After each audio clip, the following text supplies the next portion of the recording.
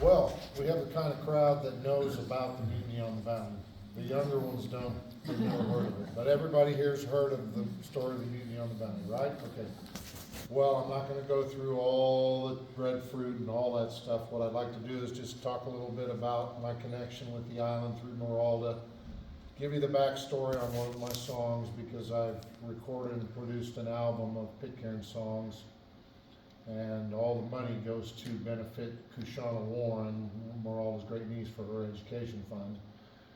And so I found out about Meralda. I watched a video 5 years ago called Funnin' in Adamstown by Meralda Warren of Pitcairn Island. And it was a music video that was shot on Pitcairn Island. And here's Meralda playing her guitar, singing this song about having fun. And then she's riding this quad, thing down this steep hill that's called the Hill of Difficulty down to the Bounty Bay, and it was very interesting. So I thought, Pitcairn Island, what is that? Well, that's the world's most isolated inhabited island. It's literally halfway between South America, Chile, and New Zealand. New Zealand this way is your facing, and so it's thousands of miles from anywhere, and that's where the 9 hardcore Mutiny on the Bounty mutineers wound up. When you see the movie and you see the Bounty burning and going down, you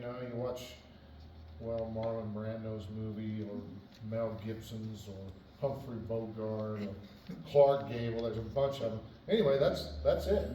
That's the end of the movie, and if they left the ship there and a British warship came by, they'd see it and they'd go, well, they're going to find the guys and hang them. And so Matthew Quintal decided, we'll just set it on fire, and it's still there. Remnants of it is still there. But I began talking to her through Facebook because the British have put a seismic station on this island, and they have Wi-Fi, satellite Wi-Fi. So I talked to her just a minute ago. I took some pictures of things and sent them to her. They watch the Emmanuel Lutheran live stream on Pitcairn Island every Sunday.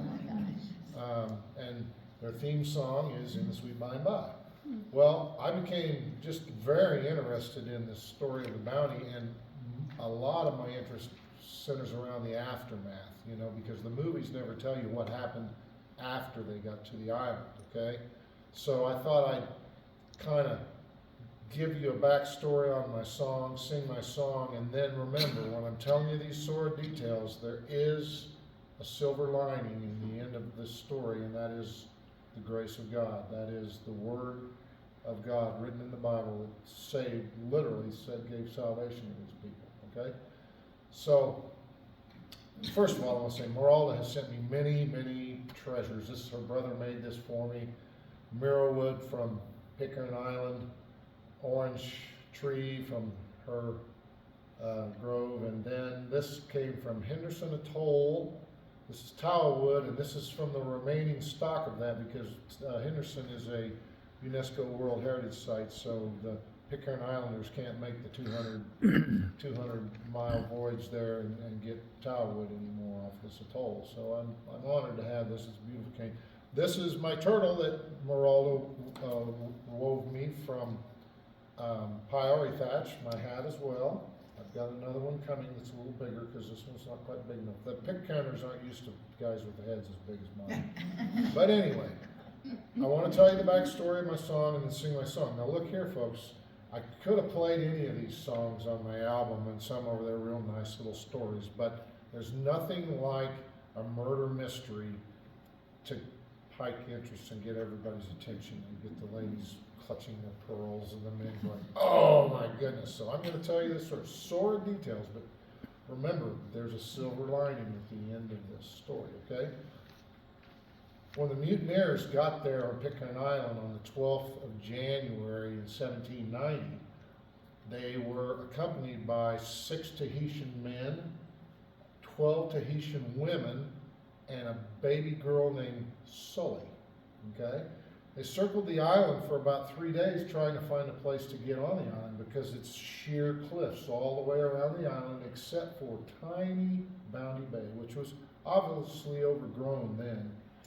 Well, they anchored the ship right there, and Fletcher Christian went on the island with a few men, and they looked around, fresh spring, plenty of food, lots of fish, great place to hide out, right? And so they came ashore, they brought little baby Sully ashore in a barrel, and you want to remember her name because it's going to come up later on. And anyway, then Matthew Quintal decided he was going to set the ship on fire, and so they're all, in the movies, they're all standing there looking like, okay, we're on Ice Station Zebra, we're on the moon, we can't go anywhere, we're stuck. Mile across, 1 3/4 miles long. So the first thing that they did, the British mutineers, there were 9 of them, Mills, Martin, Williams, Brown, Quintal, McCoy, Young, Adams, and Fletcher Christian. Everybody's heard of Fletcher Christian, okay? And the first thing they did, they said, well, we're not going to have, Fletcher said, we're not going to have rank here. There's 9 men here. There's going to be a democracy. The Tahitians, they don't get a say in anything because we're large and in charge, right? So the first thing they did was they got rid of their uniforms and they made clothes from the sails of the ship so they would all look alike and there'd be no rank. And then the next thing they did was they voted to 5-4 not to allow the Tahitian men to own any land, which is a big deal to the Tahitian men. That was a horrible thing for them. Fletcher Christian voted in the minority, but the Tahitian men were denied land. But the worst thing that the English did, there were 12 women, and they claimed 9 of these women as their wives. Now, a couple of them were love affairs. Obviously, Fletcher Christian and Mautua were in love, but I'm sorry, ladies, back then, that's how these people thought of these women on this island. Even though they owed their very existence and their very lives to these women because the women had the survival skills. They were the ones who knew how to catch fish, forage for food in the jungle, prepare food, preserve food, make clothing from the bark of trees, build shelters, start fire. These men, even the Tahitians, probably would not have lived very long on that island because they didn't have the survival skills. Even though the women were the ones that were really taking care of everything, the men kind of treated them like they were possessions, more or less. And so the 6 Tahitian men were left with 3 Tahitian women. And all the 9 mutineers had a wife. Well, one of the Englishmen's wives died. So he went and got another one. And now there's 2 Tahitian women with the 6 men. Tahitian men. Well, then another Englishman's wife died, and he did the same thing. Now there's 1 woman left. Well, the Tahitians wouldn't have that. They got in a fight with the British, and the British killed 2 of the Tahitians. Okay? A couple years later, they had kind of lulled the mutineers into a false sense of security, and thinking everything was okay, and they had turned some pigs loose in 1790, and there were a lot more up in the jungle and the hills in 1793 than there was in 1790. So on September 20th, 1793, they convinced the British to give them a couple of muskets and an axe so they could hack their way up into the jungle and bring a pig back. Well, that was just a ruse because the Tahitians set upon the mutineers and killed 5 of the 9 mutineers in one day.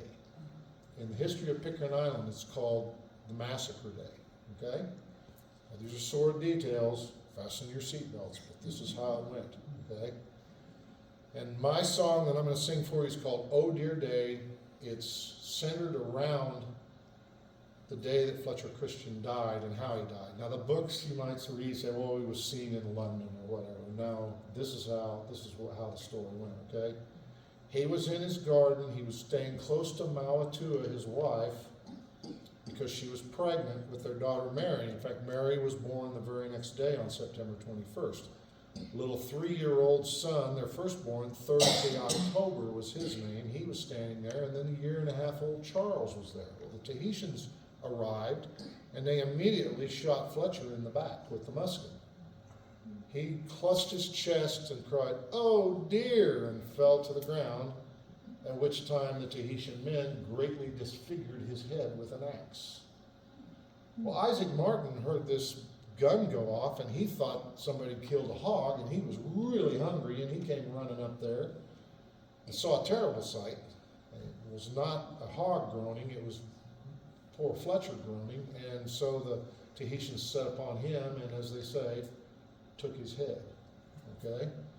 So now we're back down to 4 mutineers and 4 Tahitian men, 5 mutineers dead, all in one day.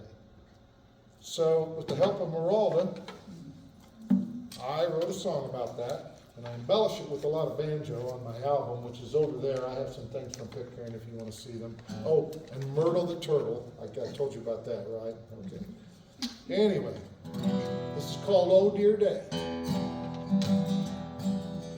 Fletcher was a sailor and a mutineer man. He worked his garden, weeding his yam on Pitcairn Island, sweating in the hot sun.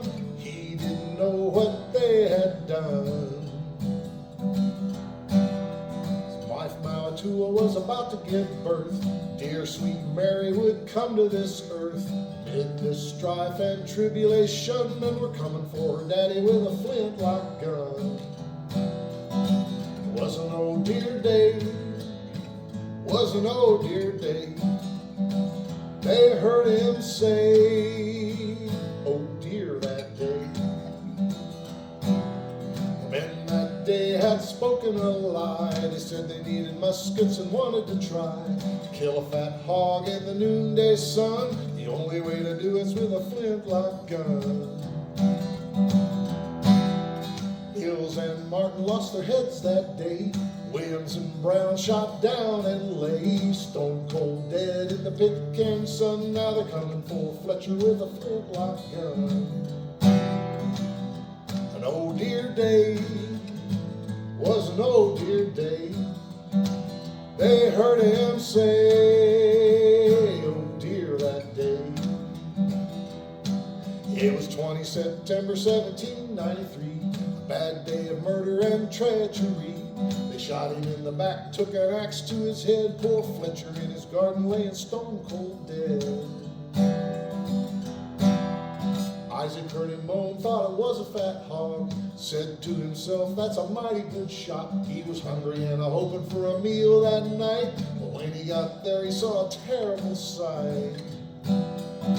Was an oh dear day, was an oh dear day. They heard him say, oh dear that day. Mawatuma was crying and a wringing her hands. She fell to her knees, tears soaking her yam. Thursday, October, only 3 years old, saw his daddy laying there all pale and cold. The Grim Reaper greeting good Fletcher that day. The musket men didn't come to play. Stone cold dead in the Pitcairn sun. Poor Fletcher shot down with a flintlock gun. It was an oh dear day, was an oh dear day. They heard him say, oh dear that day. Okay, thank you. So, my goodness, what happened after that? Well, here's the silver lining. McCoy and Quintal were the wild men of the bunch, and they hightailed it up to the hills in the jungle, and they evaded the Tahitians. Adams and Young were very benevolent towards the Tahitians, and so the Tahitians did not attack Adams, but for some reason they attacked Young. But the Tahitian women surrounded him and protected him, and he was just injured, okay? Well, Quintal and McCoy began distilling brandy from the tea root that grows on Pitcairn to this day, and they started getting just terribly drunk all day long, every day. Well, the result was McCoy either fell off a cliff or jumped off a cliff. Some say he had a hell of a rock, and he was crazy. Quintal was very abusive to everybody, including his wife, Tevarua. In fact, he bit her ear off one day when she didn't catch a fish, so she was so traumatized that she committed suicide by jumping off a cliff. So Quintal said, okay, I want Fletcher's widow, Mawatuma. So he went to her and said, you're going to be my wife. And she said, no, I'm not. He He said, well, if you're not, I'm going to kill your children. So I'll come back tomorrow, and if you're not willing to be my wife, I'll kill all 3 of your children. Well, Adams and Young got wind of that, and they invited him over, Quintal over for supper, and they proceeded to take his head. And the axe that they used is right there in the Bounty Museum on Pitcairn Island. Next to the Bounty Bible. Now here's the silver lining. Young could read, Adams couldn't read. They were the only 2 mutineers left alive. No Tahitians, no other mutineers. And Young taught Adams to read using the only written material that they had, and that was the Bounty Bible. And it's still in the museum on Pitcairn Island. Nice big Bible. Well, they started believing in the Word of God. And Young died of a lung disease, so it was that left Adams with all these women and children. And when the British finally caught up with them in 1826, they found the most clean, ordered Christian community that they could imagine. They prayed before their meals, they studied the Bible. They were really, really strong Christians. So he was officially pardoned by the Queen. And Pitcairn Island is still there to the day. There's 33 to 35 mutineers living there, depending on who's out for medical treatment and stuff. And then there's about 6 expats. And the British government spends about £4 million a year or euros a year to maintain the island for 33 people. So very interesting. My dear friend Meralda is just one that's been so kind to me. So let's, and this hat, she made this hat. Anyway, that's it. The Word of God rules.